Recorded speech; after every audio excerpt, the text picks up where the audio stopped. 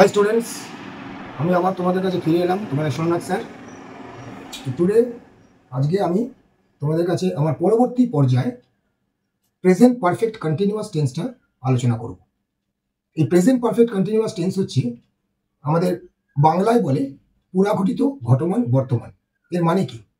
এর মানে হচ্ছে বর্তমানকালের কোনো একটা সময় কোনো একটা কাজ শুরু হয়েছিল, মনে করে শুরু হয়েছে, এবং সেটা বর্তমানকালে অন্য একটা সময় ধরে চলছে। তো এই রকম একটা সিচুয়েশন বা এইরকম একটা অবস্থাকে প্রকাশ করতে আমরা প্রেজেন্ট পারফেক্ট কন্টিনিউয়াস টেন্স ব্যবহার করি। তো প্রেজেন্ট পারফেক্ট কন্টিনিউয়াস টেন্সটা আমি বোর্ডে লিখছি, তোমরা একটু দেখবে ফরমেশন, এর ফরম্যাটটা আমি বোর্ডে লিখছি। সো প্রেজেন্ট পারফেক্ট কন্টিনিউয়াস,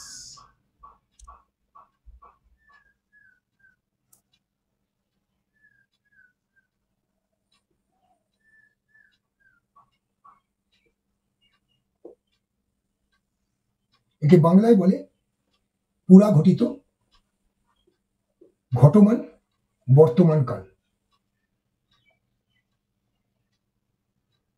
তো আমি আগের মতোই সেই ছকটা, যে ছকটা তোমাদের আমি দিয়েছিলাম এর আগের আমার এপিসোডগুলোতে, সেই ছকটাই আমি বজায় রাখবো এখানে, সেই ছকটাই আমি আঁকছি।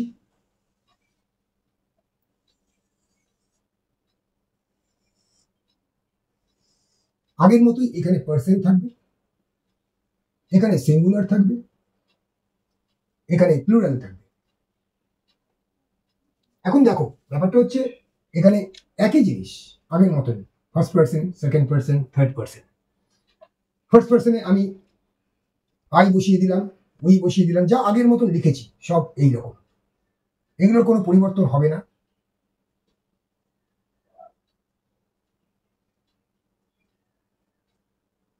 এইবার আমি আগের এপিসোডে যখন প্রেজেন্ট কন্টিনিউয়াস টেন্সটা আলোচনা করেছিলাম, তোমাদের বলেছিলাম একটা জিনিস, যে কন্টিনিউয়াস টেন্স থাকলেই ভার্বের সঙ্গে আইএনজি, তো এটাও আছে প্রেজেন্ট পারফেক্ট কন্টিনিউয়াস টেন্স।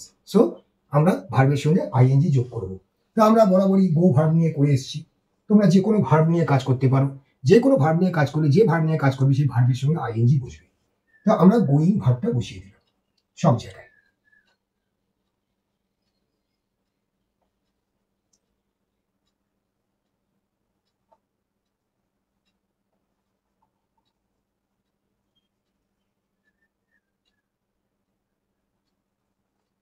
গো, তো গোয়িং শব্দটা আমি এখানে বসাচ্ছি গো এর সঙ্গে আইএন, যেহেতু আমরা গো ভার্ব নিয়ে কাজ করছি তার সঙ্গে আমরা আইএনজি বসাচ্ছি। তোমরা যারা যে কোনো ভার্ব নিয়ে কাজ করবে, যদি ওয়াক নিয়ে ভার্ব কাজ করো তাহলে ওয়াকিং, যদি সি ভার্ব নিয়ে কাজ করো সিইং, যদি ওয়াচ ভার্ব নিয়ে কাজ করো ওয়াচিং। তো এনি ভার্ব, যে কোনো ভার্ব নিয়ে তোমরা কাজ করবে সেই ভার্বের সঙ্গে আইএনজি বসবে।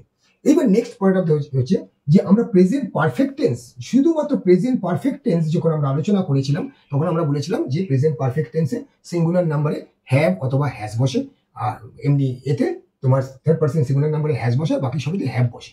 এখানে একটা আমি আমার আগের এপিসোডগুলোতে দেখবে যে আমরা বি ভার্বের একটা ফরমেশন আমরা বলেছিলাম, যে কিরকম প্রেজেন্ট টেন্সে বি ভার্বের ফর্ম হচ্ছে ইজ এম আর, পাস্ট টেন্সে হচ্ছে ওয়াজ ওয়ার, আর পাস্ট পার্টিসিপল ফর্মে হচ্ছে বিন। সেই বিন শব্দটা আমাদের এখানে প্রয়োজন হবে। তো আমরা পাস্ট পারফেক্ট প্রেজেন্ট পারফেক্ট টেন্সের হ্যাভ অথবা হ্যাজটা দিলাম। এই যেমন আই এর সঙ্গে হ্যাভ বসলো, তার সঙ্গে বিন বসলো। এখানে উই এর সঙ্গে হ্যাভ বসলো, তার সঙ্গে বিন বসলো। এখানে ইউ এর সঙ্গে হ্যাভ বসলো, এখানে বিন বসলো। এরকম করে আমরা প্রত্যেকটাই লিখে যাব। এখানে হি এর সঙ্গে নিশ্চয়ই হ্যাজ বসে, has been, R they have been.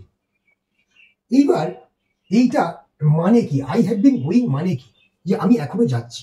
তাহলে আমার আমার পূর্বোক্ত কথায় যেটা আমরা বলেছি, যে একটা কাজ বর্তমানকালে শুরু হয়েছে, যে কোনো সময় শুরু হয়েছে, সেই কাজটা বর্তমানকালেরই অন্য কোনো সময় ধরে চলছে। তাহলে এই হ্যাভ বিন গোয়িং মানে আমি এখনো যাচ্ছি, তার মানে যাওয়াটা আমার আগে শুরু হয়েছিল, যাওয়াটা এখনো চলছে।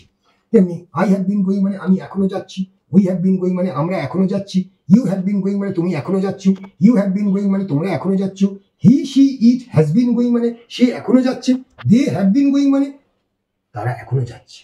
তাহলে এখানে রুলসটা কি? রুলস হচ্ছে এইটাই, যে সাবজেক্ট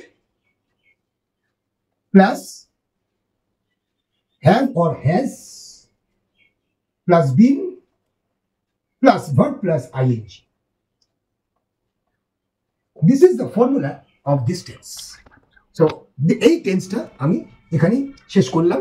এই টেন্সটা বুঝতে যদি কোনো অসুবিধা হয় আমাকে আমার ফেসবুক ইউটিউব লিঙ্কে তোমরা কমেন্ট করে জানাবে তোমাদের জিজ্ঞাসা কি, এবং সেই জিনিস এইটা আমাদের এপিসোডটা আমাদের শেয়ার কমেন্ট করে দেবে। এখন আমি তোমাদের 4টে ট্রান্সলেশন দিয়ে আমি এই টেন্সটা বোঝাবার চেষ্টা করব। তো প্রথম ট্রান্সলেশনটা আমি বাংলা থেকে ইংরাজি, ট্রান্সলেশন মিনস অনুবাদ হচ্ছে বাংলা থেকে আমি ইংরাজি করব। তো এই টেন্সের সাহায্যে কি করে তোমাদের এটা ইংরাজি করা যায় সেটা আমি দেখাচ্ছি। তোমরা শুধু এই টেন্সের ফর্মুলাটাকে চোখের মধ্যে দেখবে, মানে চোখের সাহায্যে এটাকে ভালো করে পর্যবেক্ষণ করবে এবং সেই কাজটি এখনো করে চলেছি। তার মানে আমরা যদি সেই ইংরাজি হি বলি তাহলে থার্ড পারসন সিঙ্গুলার নাম্বারের ফরমেশন ছিল হি হ্যাজ বিন, করা ইংরাজি ডুইং, দ্য ওয়ার্ক। এখানে একটা টিল নাও কথাটা লিখতে হবে। টিল নাও মানে হচ্ছে এখনো পর্যন্ত। এই এখনো পর্যন্ত যে কথাটা আমরা লিখেছি সেটা হচ্ছে বাংলা ইংরাজি অনুবাদ। তো এইটা হচ্ছে complete translation of the first number 1। তো he has been doing the work till now. পরেরটা যে ফুটবল ম্যাচটি এখনো চলছে, যেখানে এখনো থাকবে এই এখনো কথাটা, সেখানে এই টিল নাও কথাটা যোগ করবে। দি ফুটবল ম্যাচ, একই জিনিস, একই ফর্মুলা, হ্যাজ বিন এখনো চলা মানে কন্টিনিউ করা, তাহলে কন্টিনিউইং টিল নাও। এরকম করে প্রত্যেকটি যে বাচ্চাটি ক্রমাগত কেঁদে চলেছে, the child has been crying,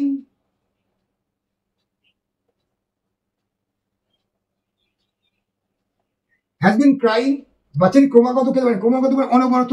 at random, এখানে আমার একটা নতুন আমি যোগ করলাম অ্যাট র্যান্ডাম। অ্যাট র্যান্ডাম মানে ক্রমাগত, এখানে তো এখনো নেই, অর্থাৎ এখনো যখন এই যে ক্রমাগত কথাটা হচ্ছে এটা হচ্ছে অ্যাট র্যান্ডাম। আমরা অনবরত বলি, ক্রমাগত বলি, বাচ্চারা কেঁদেই চলেছে। ট্রেনটি 2 ঘন্টা ধরে ক্রমাগত ছুটেছে, তাহলে দি ট্রেন হ্যাজ বিন, ট্রেনের ক্ষেত্রে আমরা কি বলবো ছোট ইংরাজি running, has been running for 2 hours